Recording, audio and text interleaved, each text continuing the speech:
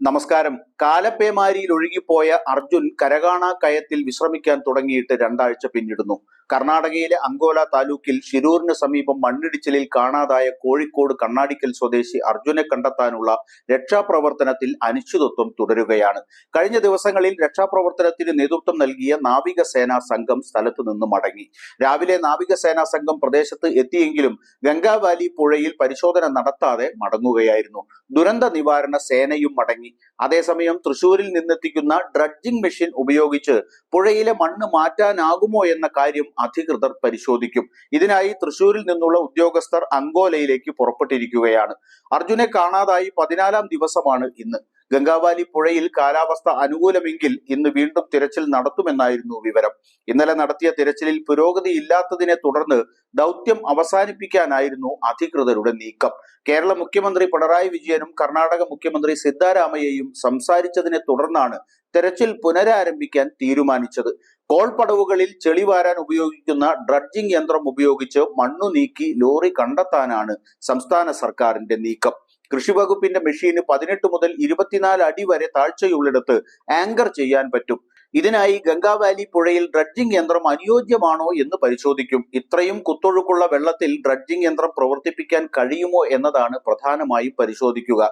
കൃഷിവകുപ്പിലെ 2 assistant ഡയറക്ടർമാർ, machine operator എന്നിവരാണ് അങ്കോലയിലേക്ക് തിരിച്ചത്.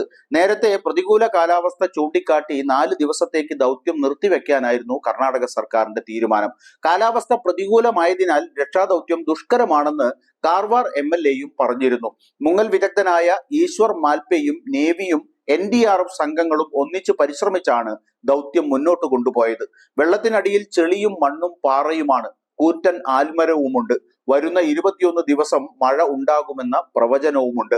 തിരച്ചിലിന് അത്യാധുനിക യന്ത്രങ്ങൾ വേണമെന്നും അവ കൊണ്ടുവരാൻ ദിവസങ്ങൾ എടുക്കുമെന്നുമായിരുന്നു MLA പറഞ്ഞത്. ജൂലൈ 16-നാണ് ദേശീയപാത 66-ൽ മണ്ണിടിച്ചിൽ ഉണ്ടാകുന്നത്. ലോറി ഡ്രൈവർമാർ വാഹനം നിർത്തി വിശ്രമിക്കുന്ന മേഖലയിലാണ് വൻതോതിൽ മണ്ണിടിഞ്ഞത്. 12-ലേറെ പേർ സംഭവത്തിൽ മരിച്ചിരുന്നു. കാണാതായ അർജുൻ മണ്ണിലടിയിൽ ഉണ്ടാകുമെന്ന നിഗമനത്തിൽ ദിവസങ്ങളോളം മണ്ണുമാറ്റി രക്ഷാപ്രവർത്തനം നടത്തിയെങ്കിലും കണ്ടെത്താനായില്ല. തുടർന്ന് നദിയിൽ ഡ്രോൺ സാങ്കേതിക വിദ്യ ഉപയോഗിച്ച് നടത്തിയ തിരച്ചിലിൽ 4 പോയിന്റുകളിൽ ലോഹവസ്തുവിന്റെ സാന്നിധ്യം സ്ഥിരീകരിക്കുകയായിരുന്നു. ഇവിടം കേന്ദ്രീകരിച്ചായിരുന്നു കഴിഞ്ഞ ദിവസങ്ങളിൽ തിരച്ചിൽ തുടർന്നത്.